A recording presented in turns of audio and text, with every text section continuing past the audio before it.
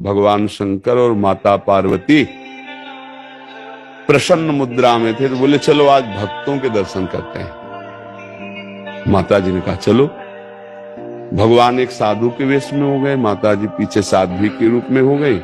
एक धनी आदमी चारपाई पे बैठा सुपारी कतर के खा रहा था, 50 गाय भैंसे सब।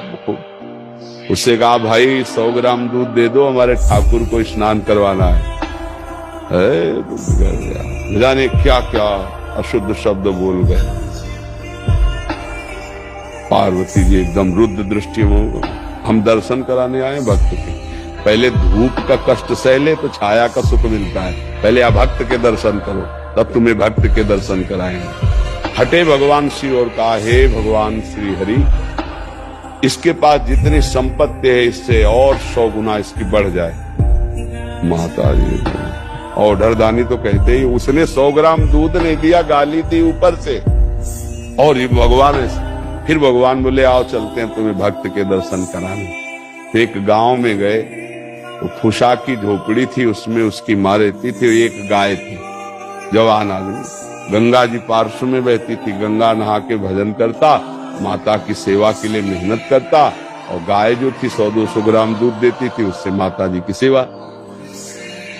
भगवान शिव गए भैया ठाकुर जी की सेवा के लिए 100 ग्राम दूध।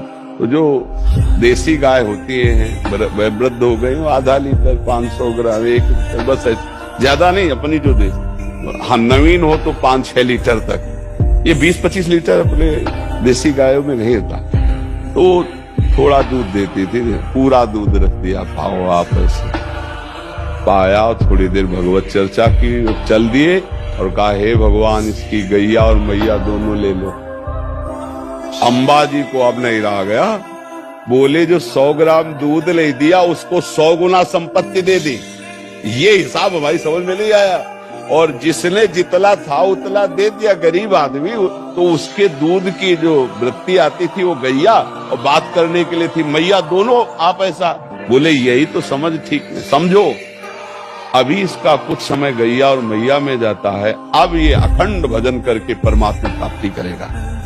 और वो उतने वैभव में तो अपमान संत का कर दिया, जब 100 गुना और बढ़ेगा तो महापाप करेगा, नरक जाएगा।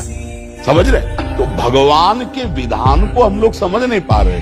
अगर हमें भगवान नहीं दे रहे तो जरूर हम पर कृपा करें, ऐसा हमें मानना चाहिए। नाम जप करो, दूसरों की सेवा करो, तभी आप ये भक्ति का रास्ते समझ पाओगे। दूसरों से सुख लेने की भावना, भगवान को भूलकर संसार में रमना, तो आप अध्यात्म नहीं समझ पाओगे, भक्ति नहीं समझ पाओगे, तो पापाचरण बनेंगे, हृदय अशांत रहेगा, दुर्गति हो जाएगी।